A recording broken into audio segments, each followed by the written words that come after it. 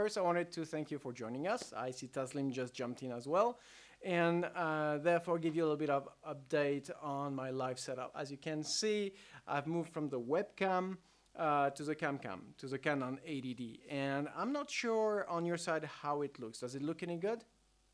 I mean, is it pixelated or you know? Let me see on my side. We're all experimenting this together, guys. Where's my chat room? Okay, cool. So that's one thing. So I've moved this thing so that I can do this at least once a week, every Saturdays. I'm going to try to do it around 8 p.m. Plus 3 GMT. And I know, it's super pixelated, isn't it?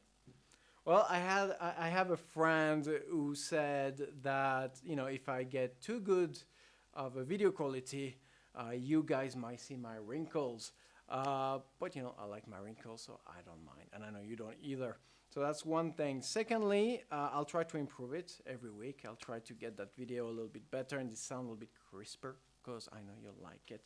The other thing I wanted to say is that our dear gamer, our lucky gamer, has actually received his 980 streaks. It's GeForce 980 streaks yesterday or the day before that. So that's pretty awesome. And yes, I'm talking about Luca, which of course is not with us tonight. Again, Luca, you are a perpetual source of disappointment to me and to all the guys who are here. I know they will cry, can really cry, because he was really hoping for that bounty to go his way. But I'm sorry, man, you know, the odds were not in your favor. All right, so now that's gone, I wanted to say that there will be another giveaway, probably around January, and the next giveaway will be nothing less than a GeForce 1080, and that's quite an upgrade and quite a video card. So stay tuned for what's coming our way. Yeah, I am. I'm definitely playing my card. And by the way, I wanted to say happy birthday to They Will Cry. I know that his birthday is coming up in 9 days on the 27th of December. So man, like, you know, you're just gonna get a little bit uglier, and you know, there's really not left to start with. So I'm sorry about that. Christmas Nintendo Switch. I don't do video game. I just don't do. I do video games, but I don't do Nintendo consoles. By the way, They Will Cry is a very close friend of mine, so I'm giving him some tough love, that's all. But yeah, I can keep in mind, I mean, the Nintendo Switch will definitely be a little bit less expensive than the 1080 if I had to go that way. So, you know, guys, if you want to go on the Nintendo Switch instead of a 1080, now is the time to let me know. Go on the chat.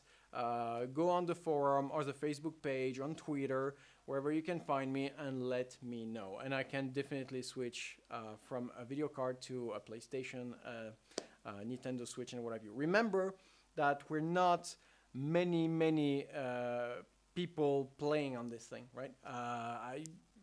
The last giveaway went, you know, up to 29 players were in the giveaway, meaning that the odds were very high for every player.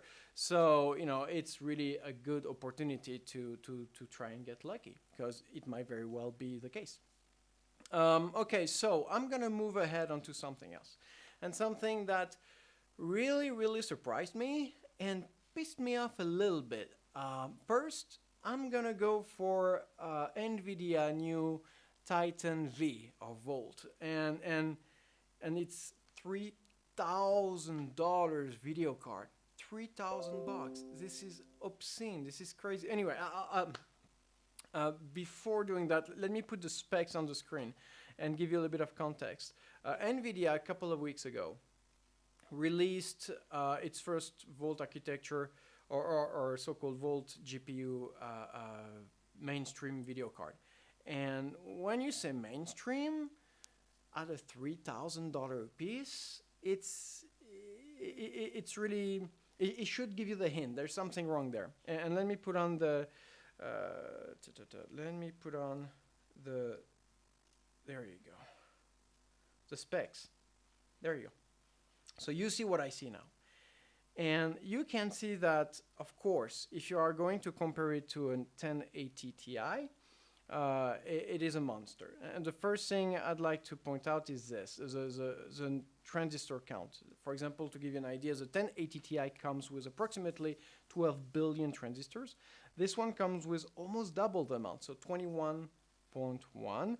And so not quite double. So if you had a 1080 Ti SLI, if you had two 1080 Ti SLI, you probably get a little bit better performances. And we have, let me see, a graphic processing cluster. We don't care. We have a lot of CUDA cores, 5120, still not double from 1080 Ti. And where's the RAM? Anybody saw the RAM? Oh, come on, guys. Where is the memory? Memory data, boost clock. All right, so probably around, I don't know, a lot of it, right? But no matter what it is, at the end of the day, what's really interesting to me is the electricity consumption. Ranges from 250 all the way to 600 watt, and that's where the money is. And there was a discussion online. Oh, there you go. 12 gigabyte of HBM2. So NVIDIA is finally going to HBM2 just like AMD had. But what really surprised me here is the fact that they would call this a gaming video card. And it is, if you just stay on the specs, and if this card was around $1,000, it would be a gaming video card. But because of its price, it's obviously intended to another audience, and definitely not, less the video editing and the Hollywood industry, and more for crypto mining. And the reason why I go on crypto mining there is because of this, the wattage. Let me go back on the screen here and see you guys. 1 second, window capture, poof, here I am. Let me go back on the chat. And what's really pushing me toward the crypto miners is the fact that for every bit of processing your video card renders, you get paid for it. You get paid in terms of cryptocurrency, that it is Bitcoin or anything else. And lately, the Bitcoin value, as you may already know, almost doubled or tripled over 6 months. We're talking, I think it was at some point $17,000 a Bitcoin, and today it's more around 10 to 15,000. It's very volatile, but it's nothing compared to the $2,000 or the $1,500 we were used to just a few months back. So your Bitcoin operation became much more benefit to you. If say a few months ago you were rendering an hour of data, getting paid 0.001 Bitcoin, it would cost you $2, you'd get back $3. So you get back this dollar benefit. But today, it's crazy. Bitcoin value is through the roof, and nobody knows what's going to happen. And those kind of video cards, which can render much more data. You're talking about 21 billion transistors, 680 something gigabyte per second. You're talking about a crazy amount of rendering and processing to half or quarter of the energy you would need to get to that very same rendering on a 1080 Ti or 1080 Ti SLI. So you're getting a gain of about 50% of energy, and that is money you keep in your pocket, for one. And secondly, your Bitcoin is now 5 or 6 or 7 or 10 times its value, the value it used to be. So NVIDIA is trying to bank on this, obviously, and they're trying to make you pay a lot of money to get that privilege, to really get you to the highest profitability rate or ratio that you could hope for. $3,000 to be precise. And even though it's that expensive, it wouldn't surprise me that it would fly right out of the shelves, because there's a bunch of crypto miners looking at the current value of cryptocurrencies, who's gonna do whatever they can to put their hands on it. And the fact that Bitcoin went so high last month or the past few weeks, and in the same time Nvidia released the Titan V at $3,000 is no coincidence. to me. It pisses me off because, of course, it tries to play the card. Hey, this is a gaming video card, but what gamer? What gamer is going to be able to afford this kind of card? I don't know any gamers who's going to spend $3,000 on a video card. I just don't know them. I mean, I spend a lot of money on video cards. You know that, but I'm not going to spend $3,000 on a video card. It's not going to happen. You know, and possibly you could get the very same result for, again, 21080 Ti. So, you know, $1,800 or $2,000, you have even more power than a Titan V. But of course, you'll spend 3 or 4 times more energy. If you're video gaming, you wouldn't care because, you know, we play an hour or 2 hours, and, you know, at the end of the month, your electricity bill for your game is cents and dimes. But if you are crypto mining, it's a totally different situation. Anyway, so any thoughts on that from you guys? Well, from the 2 of you who's on the chat. Oh, dude. That's a lot of chat I have to read. Yeah, Taslim, agreed. It is a ripoff.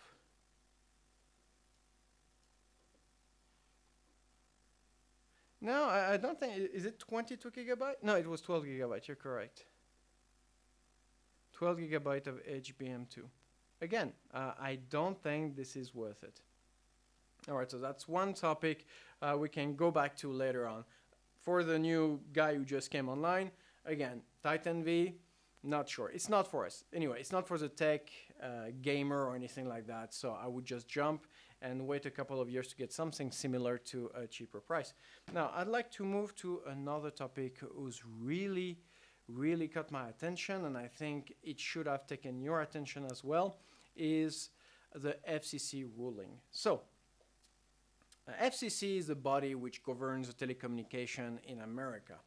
And what happened yesterday is that basically, without going in what is the second chapter or whatever they call it, is the FCC has decided to repeal an Obama-era regulation which was guaranteeing the neutrality of internet, meaning, in a nutshell, that ISPs will not be able to favor a website or content, to the detriment of another. And that is something was necessary because at that time, a few years back, I think it was one of the big ones, like either Comcast or who have you in America, was fighting with Netflix because Netflix is such a bandwidth-hungry machine. Everybody was watching 2K and 4K, content, and they were paying Netflix a lot of money. And so the ISPs who were providing the bandwidth, who were connecting the user to Netflix, said, hey, you're getting money, a lot of money for it. We should get a little bit more because you're taking so much bandwidth, which costs us even more money in infrastructure. And I understand the argument. But then the FCC said, guys, if you start doing this, it's going to be problematic. From now on, everybody is equal on the same step, and you cannot charge Netflix more money than, say, Google or any other content creator out there. And that was to protect us, the clients first, and then the big content creators such as Netflix or the content platforms like YouTube and Netflix. But that has changed yesterday. FCC just rolled that back. And now the net neutrality is dead. And what does that mean for us? Well, I'm a little bit worried, to tell you the my teeth went that way, my mouth the other. It makes me worried because I'm afraid that slowly, I don't think it's going to be something overnight, but slowly what will happen in America is that it will cost more for big platforms like YouTube or Netflix or Vimeo or who have you. It will cost them more to get the proper amount of bandwidth they need to distribute their content. And that means it's going to cost us more. YouTube being free, right now it works, but with this new kind of ruling, I don't know. Facebook being free, or, those are things we have to look. It doesn't only apply to America. It will affect everybody because all those big servers, the Google servers, the Facebook servers, the Yahoo servers, all those servers are in America. So whatever applies to them will apply to us. That is certain. And in the future, I would not be surprised to see, um, ISP products, new memberships which will completely block some websites. And if you want to have access to them, then you'll have to pay a little bit more every month. Imagine if you had, I don't know, you pay $20 a month for your normal internet connection, but if you want to have access to YouTube or Netflix on top of what you're paying them for Red or for your Netflix membership, you'll have to pay $5 or $10 to your ISP. It scares me a little bit, especially for gamers as well, because we need very low latency and very high bandwidth, or higher than usual, to really enjoy our gaming. So that could be a problem. ISP could very well come up with gamers package, which would cost $60 or $70 a month for the very same speed, but with an unthrottled access to the gamer servers. So I am worried about the FCC ruling. That is certain. Anybody heard about it? Anybody want to jump in on that? All right. Yeah, sorry, I have to calm down. I am sweating. That's the thing about the studio. It's not very. And this is a climate change thingy. Like we are in Christmas almost in 9 days, and outside it's like 10 degrees Celsius. It's crazy. Okay, so we covered the Titan V, and we covered the FCC. Now the next thing I wanted to talk about is the Threadripper build I've been working on. I've published yesterday the second episode. I'm working on the third right now. And so that's very cool. But I'm already preparing the next build, which is a Coffee Lake build.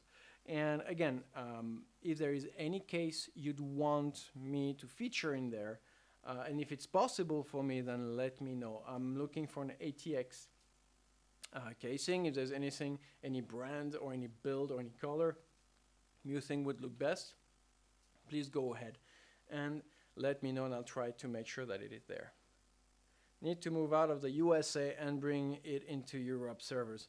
Agreed, and that's what Ireland was all about. Actually, I got a friend, going back on that topic, who told me that maybe it is time for the European Union to come up with their own internet infrastructure. Right now, I'm not competing, but more like supplementing, like France had with the Minitel, or England, the UK had something very similar in the 70s and the 80s, a modem-based computering system.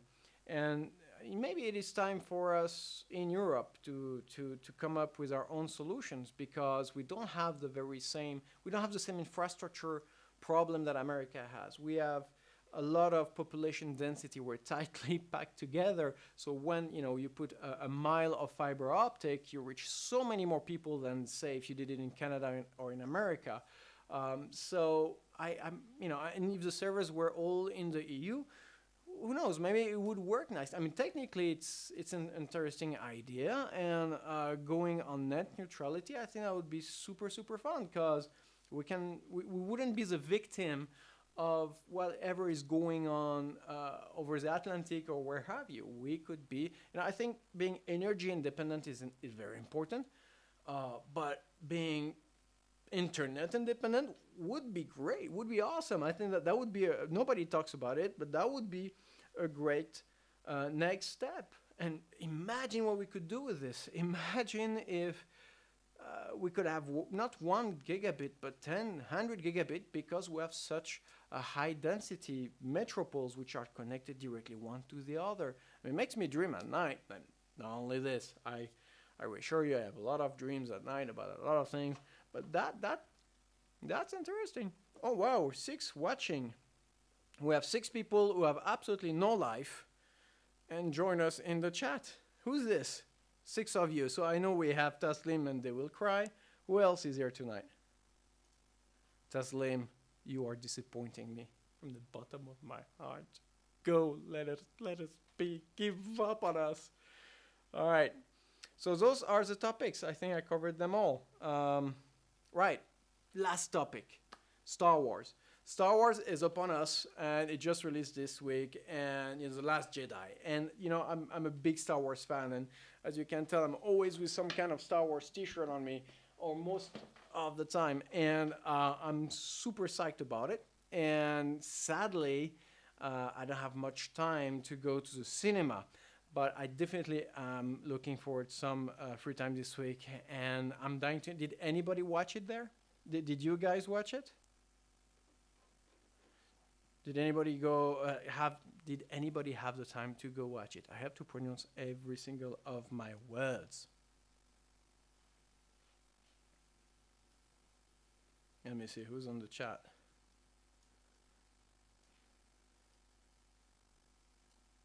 Oh, how was it?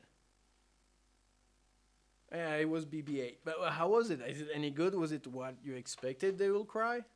Was it as good as people say? I'm trying not to really follow what the critics are saying, because Star Wars is such a you know difficult topic to go with. A lot of people are expecting the moon, and then they get super disappointed. So it's so easy to get like very bad critics for a very good movie. First half is really boring. I'm talking about the movie. Hey, Joe Tim.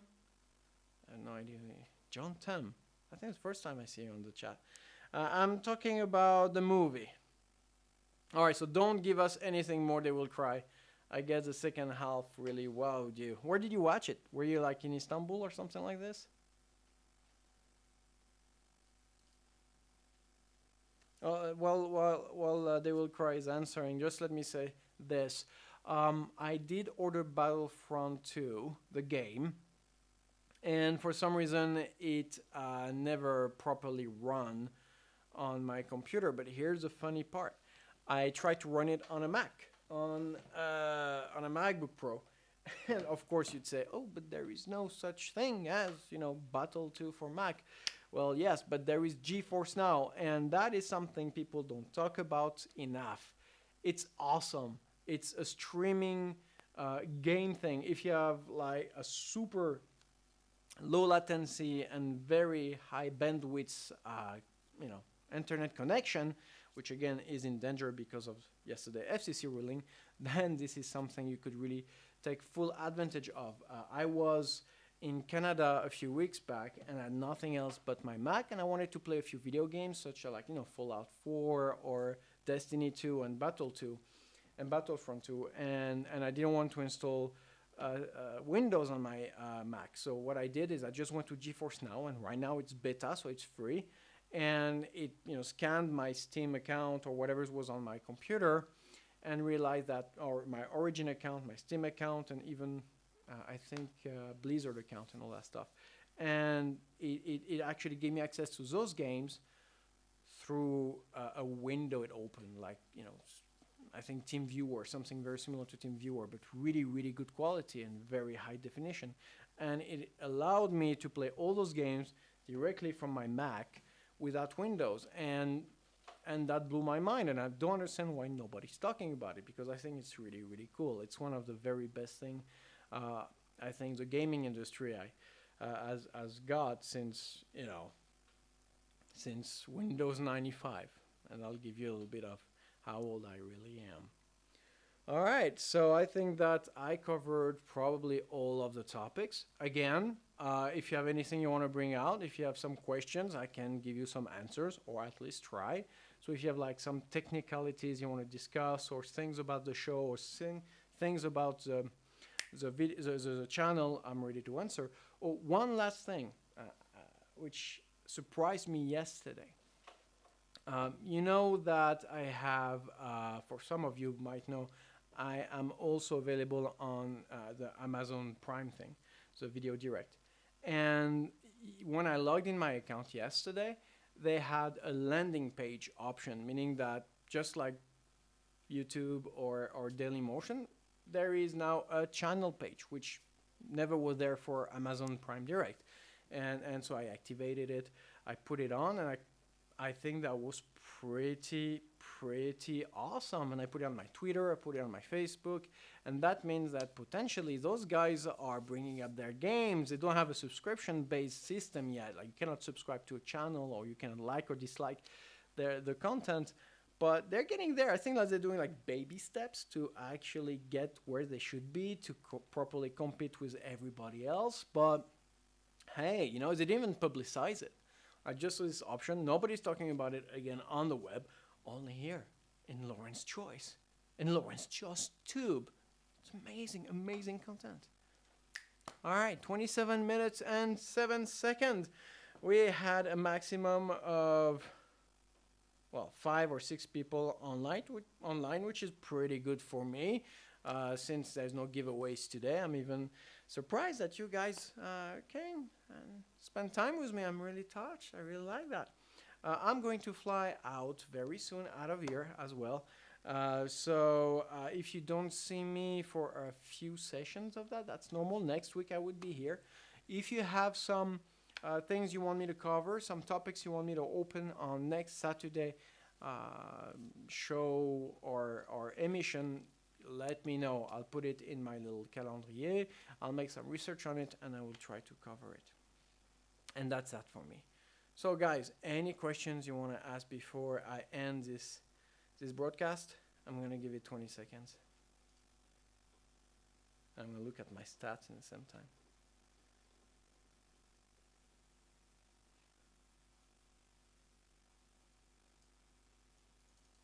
No one? Well, all right. So as usual, keep watching me. Keep up the great work. Thank you very much. Keep watching me. Keep sharing the videos. It's very important. I want to, before I go, thank a couple of guys who supported me on Patreon. I had very nice surprises. Read my blog. Follow me on Twitter. The whole shebang.